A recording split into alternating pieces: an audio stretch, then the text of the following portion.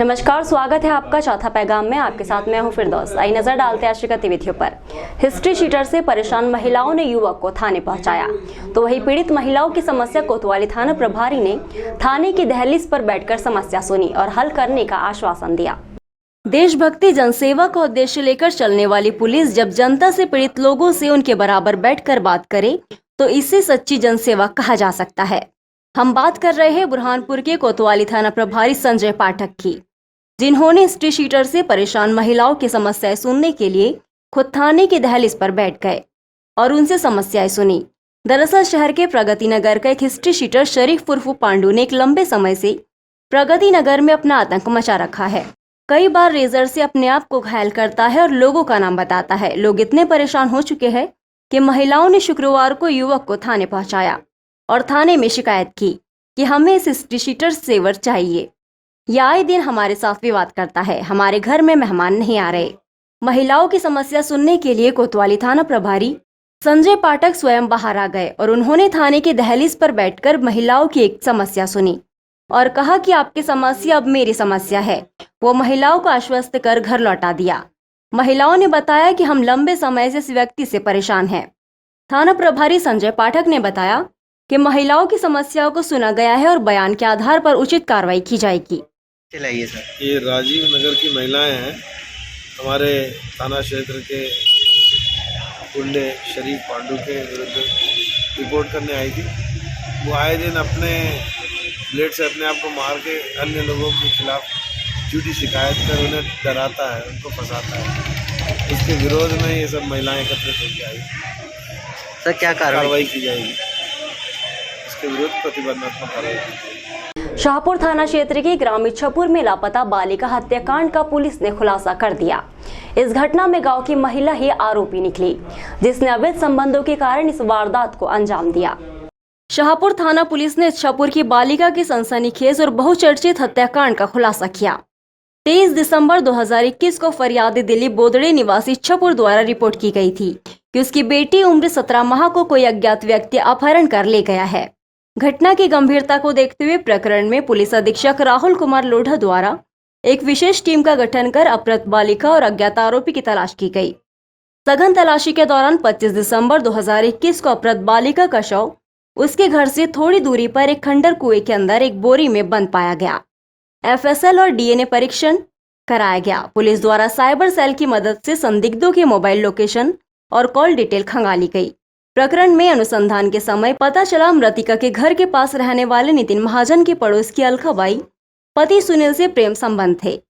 नितिन और मृतिका की मां मंगला का घर आमने सामने है। जब नितिन कभी मंगला के सामने खड़ा रहता था तो इस बात को लेकर अलका को शंका होती थी कि नितिन के मंगला से प्रेम संबंध है और इस बात को लेकर दोनों के बीच आए दिन विवाद भी होता था। नितिन अलका की लड़की की ओर ध्यान नहीं देता था और मंगला की लड़की को अपने घर ले जाकर खिलाता था।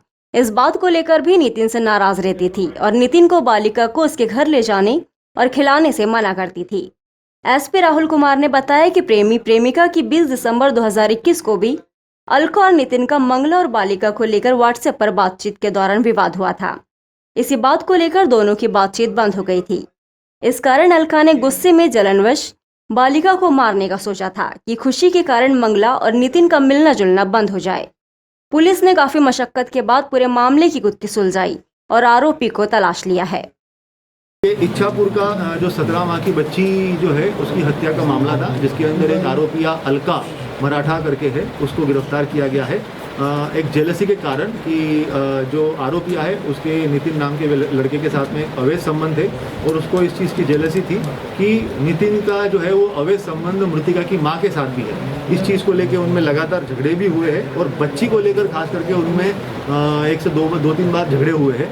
और घटनाक्रम करने से पहले मतलब 23 तारीख को जो घटनाक्रम हुआ है तो 20 तारीख को इनमें बड़ा झगड़ा हुआ है और 23 तारीख को इनकी बात भी नहीं हुई। तो इसी चीज़ को लेकर इसके द्वारा जो है वो बच्ची के साथ में हत्या कर उसको लाश को कुएं में फेंका गया। किन धाराओं में मुकदमा दर्ज है? 302, 363 किडनैपिंग, मर्डर और ये धाराओं के अंदर मुकदमा कायम किया है। 376 पर लगी थी, जिसको हमने हटाकर और अभी उसमें आरोपी गिरफ्तार करके न्यायालय में चालान पेश कर रहे हैं। जिला अस्पताल परिसर से आए दिन गाड़ी चोरी हो रही है। बावजूद इसके अस्पताल परिसर के कई कैमरे बंद पड़े हुए हैं।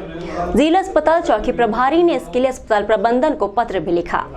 32 करोड़ के जिला अस्पताल में दर्जन भर से अधिक स्थानों पर लगे सीसीटीवी बंद पड़े हैं। इसका सीधा फायदा बदमाश उठा रहे हैं। प्रतिदिन जिला अस्पताल से एक बाइक चोरी हो रही है। बताया जा रहा है कि 2-3 दिन में बाइक चोरी हो चुकी है। अस्पताल चौकी प्रभारी सलीम खान ने civil surgeon doctor Shakeel Ahmed को पत्र लिखा और मौखिक चर्चा भी की, लेकिन अब तक कैमरे चालू नहीं किए गए। चौकी प्रभारी सलीम खान ने बताया कि कुछ दिनों से जिला अस्पताल में बाइक चोरी की घटनाएं बढ़ने पर अस्पताल प्रबंधन से चर्चा की गई है। यहाँ 3-4 गेट है और दिन भर में काफी संख्या में बाइक से लोग यहाँ आते हैं। ऐसे में बाइक चोरी की घटनाएं भी हो रही है। पिछले दिनों कलेक्टर ने गुहार लगाई क्योंकि जिला अस्पताल में अधिकांश गलत लोकेशन पर भी कैमरे लगे हैं। फिलहाल कैमरे का पूरा सिस्टम बंद पड़ा है। Civil surgeon doctor Shakeel Ahmed ने कहा, अस्पताल में कैमरे बंद है, उसे सुधरवाने का काम चालू करा दिया गया है। काफ़ी चोरी जारी है। हाँ, यहाँ कैमरे वगैरह सिस्टम बंद पड़ा है। उसके लिए मैंने लेटर भी दिया है और उनसे थवानी साहब से और सिविल सर्जन साहब से बात भी की है।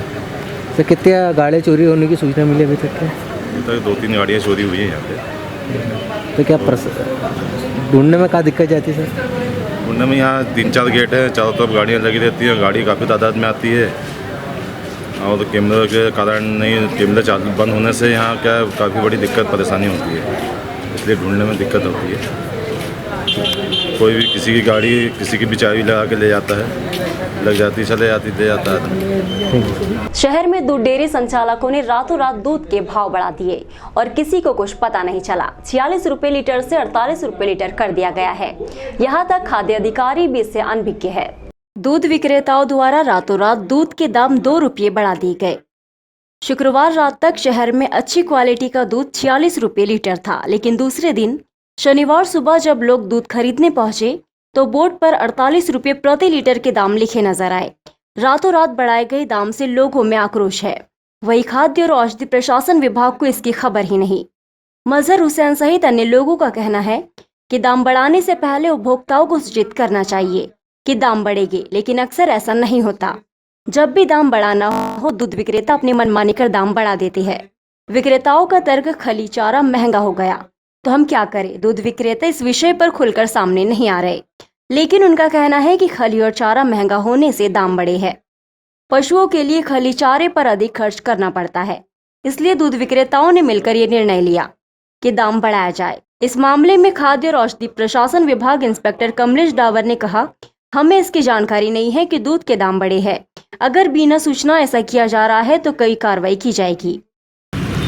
दूध के भाव बढ़े इसके हमें जानकारी नहीं है। आप लोगों के थ्रू हमें पता चला है कि उन्होंने भाव बढ़ाए हैं। हम उन पे अब नियमानुसार जो भी कार्रवाई होती है वो करेंगे। सर 40 से 46 रुपये कर दिया गया है। हाँ, तो इसको हम देखते हैं और फिर जो भी होगा, अगर 40 रुपये के हिसाब से दूध दे रहे हैं तो उस हिसाब से दूध भी होगा, उसकी जाँच की जाएगी। सर अमानक दूध भी सामने आ रहा है, कई जगह अनामानक दूध बेचा जा रहा है। हाँ, तो उसकी भी अगर ऐसी खबर होगी तो हम बिल्कुल कार्रवाई करेंगे।